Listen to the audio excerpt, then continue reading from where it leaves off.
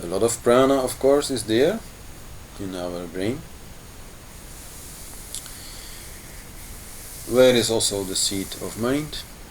But brain is not mind.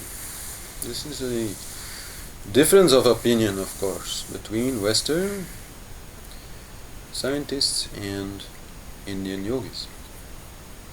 For Western science, whatever we see as mind is just a result of electromagnetical biochemical processes in the brain, and the last couple of decades they also start including part of the rest of the body in that, but anyhow it's just, a little burping of a soup. That is our mind. But in the view of the Vedas, this is completely the opposite. Of course, in Vedas also, and much sooner than the scientists actually, they recognize that this soup in our brain and in our body, including all the neurotransmitters and hormones and other chemicals which also affect our mind, that they recognized very long time ago that it was there, and they provided many beautiful ways to work with that.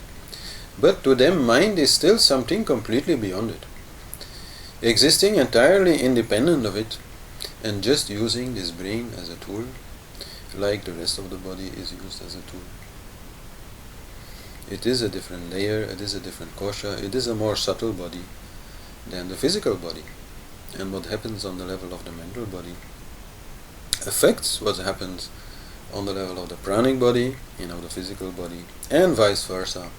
But the mental body still exists as a more or less standalone unit. It's a little bit a different, difficult discussion. It's like the chicken or egg discussion. Which came first, the chicken or the egg, mind or brain? Doesn't really matter. It's not a very big thing.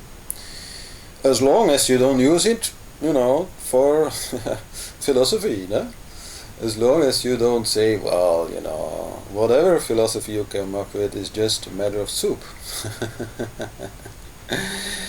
That is wrong. That is wrong. And it is also used in that way. Describing in full detail how beautiful art or love or understanding is reflected in this soup is a way to also say that all this is nonsense, is a way to be able to behave like soup and not behave like a human being, and certainly not behave like a divine being. So in that way the difference in opinion is important. Brain is like, the computer.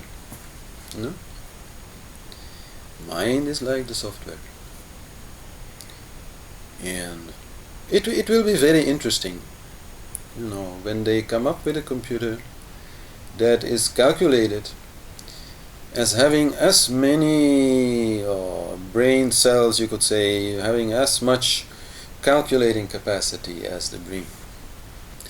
And then comparing the working of that computer with the working of our brain, preferably not in a purely rational game like chess, because that's making it very easy for the computer, but in something which is more human, like, moving a cup,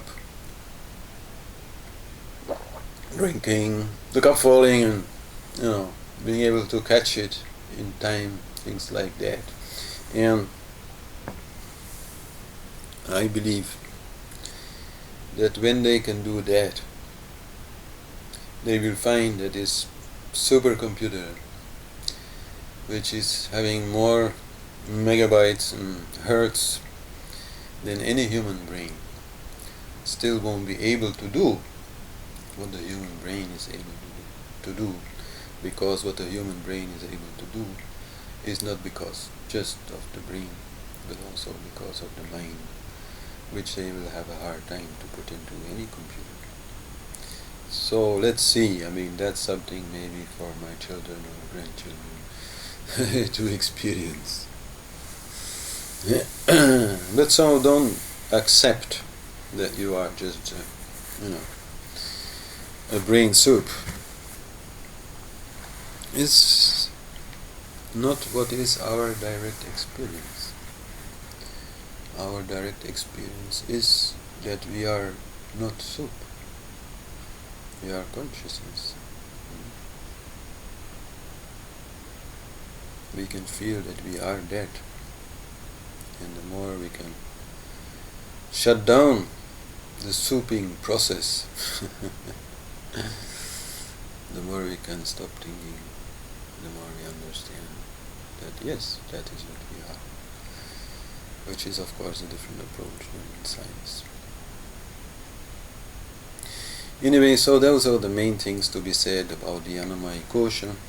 It consists of 5 elements and of a number of tools, which are the senses, the work organs, and some channels, which are the nadis in the brain. It is like a biogenic robot, Well done, fantastic. But nothing more.